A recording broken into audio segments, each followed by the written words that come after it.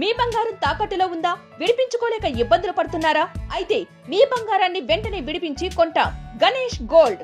మీరు సంప్రదించాల్సిన ఫోన్ నంబర్లు 9160-266-916, 8712619507.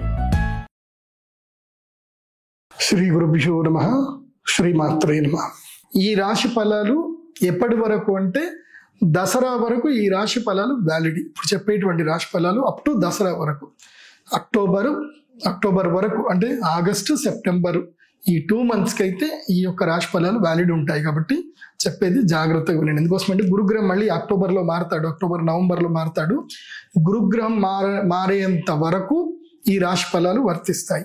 ఎవరెవరికో చెప్తాను వినండి. ముఖ్యంగా ప్రధానంగా ఫస్ట్ మేషరాశి వారికి ఏలినాటి శని ప్రారంభమైనా కూడా మీకు గురువు అనుగ్రహం కలుగుతుంది. గురువు 3వ స్థానం లోపలికి వచ్చాడు కాబట్టి కాస్త గురువు అనుగ్రహం కూడా మీకు కలిగే అవకాశం ఉంటుంది. కాబట్టి తర్వాత మీకు 11వ స్థానం లోపలికి రాహు వచ్చాడు కాబట్టి నెగిటివ్స్ కొంచెం తగ్గుతాయి.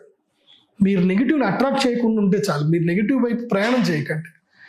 మీరు ప్రయాణం చేస్తే నేనేం చేయలేను, అటువైపు వెళ్ళే అవకాశాలు ఉంటాయి. కాకపోతే ఏంటంటే ఇప్పుడు ప్రస్తుతానికి ఏంటంటే మీకు నెగిటివ్స్ అన్ని కూడా పాజిటివ్గా అయిపోతూ ఉంటాయి. అంటే మీకు గతంలో పోయిన వస్తువులు కానీ అన్ని తిరిగి దొరుకుతాయి, మంచి ఆపర్చునిటీస్ వస్తాయి. కాబట్టి మేషరాశి వారికి ఈ ఆగస్టు నెల, జూలై, ఆగస్టు, సెప్టెంబర్ ఈ 3 నెలలు కూడా మంచి సమయమే. కాకపోతే ఏంటంటే ఏదైనా సరే ప్రాక్టికల్గా తక్కువ పెట్టుబడితో 5 లక్షల వరకు తక్కువ పెట్టుబడితోటి ఏదైనా కొత్త వ్యాపారాలు చేసుకోవడానికి చాలా మంచి అవకాశం ఉంది ఇప్పుడు మేషరాశి వారికి. కాబట్టి మేషరాశి వారికి ఉద్యోగ భంగం అయితే వచ్చే అవకాశం ఉంటుంది, జాగ్రత్త. కాకపోతే ఏంటంటే ఫ్యామిలీతో ఎక్కువగా ఉండకండి మేషరాశి వారు. ఇంట్లో తక్కువగా ఉండండి, బయట ఎక్కువగా ఉండండి. ఇది బాగా గుర్తుపెట్టుకోండి. ఎందుకోసం అంటే స్వక్షేత్రగతుడైన శని ఏం చేస్తాడు అంటే మానసిక ఆందోళన కలిగిస్తాడు, కుటుంబముతో కలహాలు ఎక్కువగా జరిగే అవకాశం ఉంటుంది. కాబట్టి మేషరాశి వారికి నేను చెప్పేది ఏంటంటే ఇంటి బయట ఎక్కువగా ఉండండి, బయట ఎక్కువగా తిరగండి. వీలైతే పంచభూత శివలింగ దర్శనం చేసుకోండి. మేషరాశి వారికి ఈ టైం కొంచెం అనుకూలమైన టైమే. వ్యాపారము ప్రారంభం చేయవలసిన టైం ఇది.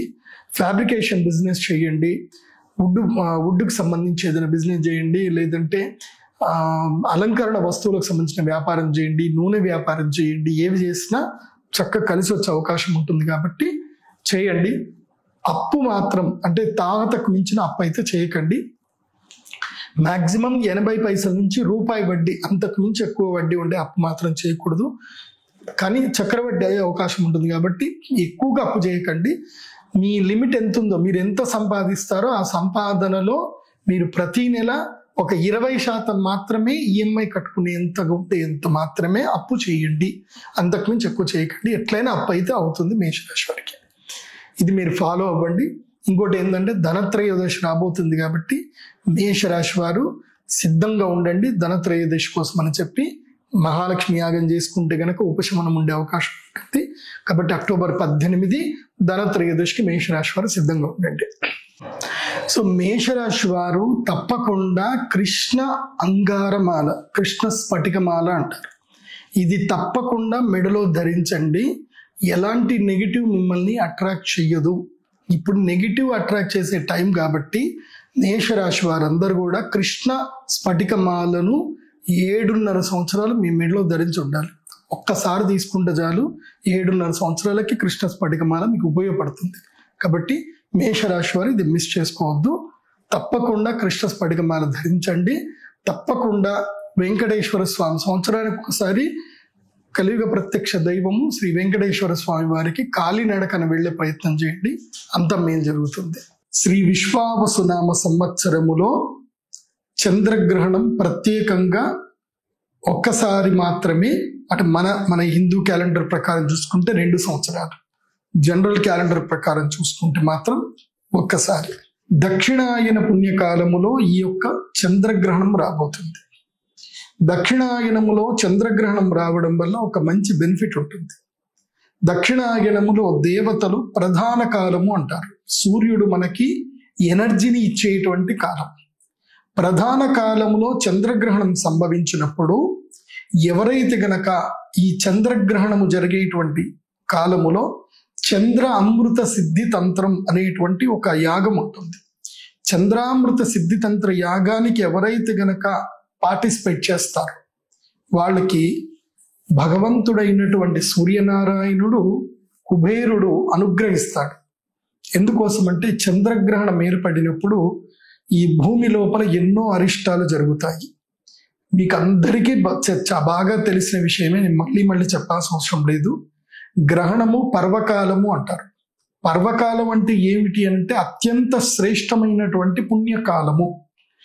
ఎందుకు పుణ్యకాలము? చంద్రుడికి గ్రహణం జరిగితే అరిష్టము కదా, చంద్రుడు కనబడట్లేదు కదా, దాన్ని పుణ్యకాలం అని ఎలా చెప్తున్నారు అని అంటే, దేన్ని పుణ్యకాలం అంటారు అంటే ఏదైతే గనక సమయములో మనము చేసేటువంటి పూజ, యాగము, తర్పణము, జపము, ధ్యానము ఏ సమయంలో అయితే మనము ఇవన్నీ చేస్తామో ఆ చేసినటువంటి పుణ్య ఫలితము ద్విగుణీకృతమై, అంటే 10 రెట్లు కాదు 100 రెట్లు మనకి ఎప్పుడైతే ఫలితాన్ని ఇస్తుందో దాన్ని పర్వకాలము అంటారు. సమయము లోపల పర్వకాలాలు ఉంటాయి. ఎలాగైతే మనం తినే ఆహార పదార్థాలు అన్ని తినేటివే, కానీ ఎప్పుడూ అవి తినకూడదు. తినడానికి ప్రతి ఒక్క ఆహార పదార్థం తినడానికి ఒక్కో సందర్భం ఉంటుంది. మామిడి పండు వేసవి కాలంలోనే వస్తుంది, అప్పుడే తినాలి. సీతాఫలాలు శరదృతువులో వస్తాయి, అప్పుడే తినాలి. ఇలా ఒక్కొక్క ఫలమునకు ఒక్కొక్క కాలం ఉంటుంది. అలాగే గ్రహణము కూడా అద్భుతమైన ఫలితాలు, అంటే అదృష్టయోగము, రాజయోగం ఇచ్చేటువంటి కాలము గ్రహణ కాలం. ఏం చేస్తారు అంటే గ్రహణ సమయంలో సాధన చేస్తారు. అంటే కొన్ని రకాలైనటువంటి శక్తులు కావాలనుకున్నటువంటి లైక్ శుద్ర శక్తులు ఏవైతే ఉంటాయో వాళ్ళు సాధన చేస్తారు. ఆ శుద్ర శక్తుల సాధన ఉంటుంది, అలాగే సాత్విక శక్తి సాధన కూడా ఉంటుంది. సాత్విక శక్తి సాధన అవ్వాలి అని అంటే ఏమిటంటే మనము ఈ యొక్క నేను చేసేటువంటి తంత్రం, నాకు తెలిసి అవి కూడా ఉంటాయి, శుద్ర క్రియలు కూడా చేసేటువంటి. సో కొంతమంది రురుభైరవ తంత్రం అని, కొంతమంది రురుభైరవ తంత్రం అని, రుద్రయామల తంత్రం అని చెప్పి అవి శుద్ర శక్తులు కాదు, వామాచార శక్తులు కొన్ని ఉంటాయి. వాళ్ళు కొన్ని కేటగిరీలో చేస్తారు, అఘోరీస్ చేస్తారు. కొంతమంది నిధిని వెతుక్కునే ప్రయత్నం కూడా చేస్తారు. గ్రహణం వచ్చింది అని అంటే నిధి కాటుక పట్టేటువంటిది కూడా చేస్తారు కొంతమంది. సో చాలా విద్యలు ఉంటాయి. అవన్నీ మనం ఎంత తెలుసుకున్నా తక్కువ తెలుసుకుంటే మంచిది. ఎందుకోసం అంటే మనకు అంత అవసరం లేదు. ఒకప్పుడు ఫార్వర్డెడ్ లేరు, ఇప్పుడు మనం అంతా ఫార్వర్డెడ్లో ఉన్నాం. ఇవాళ మనకి ఏం కావాలన్నా ఒక ఫోన్ కొడితే మనకు దొరుకుతుంది. సో నిధులు వెతుక్కోవడానికి మనకి ఇప్పుడు ఏం కాళ్ళకి కాటుక పెట్టుకొని వాటికి వెళ్ళాల్సిన అవసరం లేదు. ఇప్పుడు మిషన్లు దొరుకుతున్నాయి, ఆ మిషన్లతో వెళ్ళిపోయిన మెటల్స్ కన్నా మనకు దొరికిపోతున్నాయి. సో అవన్నీ వేస్ట్ అని చెప్తాను. మనమే ఒక గొప్ప నిధి, మనకు భగవంతుడు ఇచ్చిన తెలివితేటలో ఒక గొప్ప నిధి. కాకపోతే ఆ నిధిని మనం సాధించలేకపోతున్నాం, మన శక్తిని మనం అద్భుతంగా వాడుకోలేకపోతున్నాం. అలా వాడుకోవాలి, మన శక్తి ద్విగుణీకృతం కావాలి, మనకి దేవతల నుంచి శక్తి కావాలి. ఈ యక్షులు మనకి నార్మల్ టైంలో మనల్ని కాపాడాలంటే ఈ యక్షులకి మనము సబ్స్టిట్యూట్ గా మనం అపాయింట్ అవ్వాలి. అపాయింట్ అయ్యి మనం ఏం చేయాలంటే ఈ గ్రహణం సమయంలో యాగం చేయాలి. దేవతలు కానీ యక్షులు కానీ వీళ్ళందరూ కూడా హవిర్భుజులు. ఆ సమయంలో మనం హవిస్సునిస్తే చాలు వాళ్ళు శక్తివంతులు అవుతారు. సో ఆ టైంలో వాళ్ళకి మనము ఎలాగైతే కనుక వెంటిలేటర్ల మీద ఉన్నటువంటి వ్యక్తికి ఆక్సిజన్ ఇచ్చి ఎట్లాగైతే కాపాడతామో అలా గ్రహణ సమయంలో యక్షులకి మనము యజ్ఞ స్వాహాకారాలు ఇవ్వడం వల్ల యక్షులు బలవంతులు అవుతారు. సో అప్పుడు వాళ్ళు కృతజ్ఞతాపూర్వకంగా ఉంటారు. ఇంతమంది నాకు బలం చేకూర్చారు కాబట్టి, గ్రహణ సమయంలో వీళ్ళు మాకు సమయం చేకూర్చారు కాబట్టి గ్రహణం అయిపోయిన తర్వాత వాళ్ళు శక్తివంతులు, వాళ్ళు న్యాచురల్ శక్తివంతులే, కానీ గ్రహణ సమయంలో శక్తి ఉండదు. కానీ మనము గ్రహణ సమయంలో మనం శక్తివంతులమై ఉంటాం, మనం న్యాచురల్ సమయంలో మనం శక్తి విహీనులమై ఉంటాం. మనం న్యాచురల్ సమయంలో వాళ్ళ మీద డిపెండ్ అయి ఉంటాం, యక్షుల మీద. వాళ్ళు మనం ఏం చేయకుండా వాళ్ళు మనల్ని కాపాడుతూ ఉంటారు. అలాగే ఈ గ్రహణ సమయంలో ప్రత్యేకంగా తేనె తమలపాకుతో ఒకటి ఇవ్వడం జరుగుతుంది. వచ్చేటప్పుడు అందరూ 100 తమలపాకులు తీసుకొని రండి. సో తమలపాకులు తీసుకొని వస్తే నేను తమలపాకులు మంత్రించి తేనె ఇచ్చి నా చేతితోటి ఇస్తాను, అమ్మవారికి తేనెతో అభిషేకం చేస్తాం కాబట్టి. సో ఆ తేనె అందరికీ కూడా ప్రసాదంగా వస్తుంది కాబట్టి తేనె తమలపాకు ఇస్తాము, లవంగం పెట్టిస్తాం. అది ఒక్కటి గ్రహణ సమయంలో గనక గ్రహణం అయిపోయిన తర్వాత తింటే దాని ఎనర్జీసే వేరు, అద్భుతంగా ఉంటుంది. కాబట్టి అది అందరూ కూడా మీ దగ్గరికే తెచ్చిస్తారు, ఎవరు కూడా క్రౌడ్ లో ఇబ్బంది పడాల్సిన అవసరం లేదు.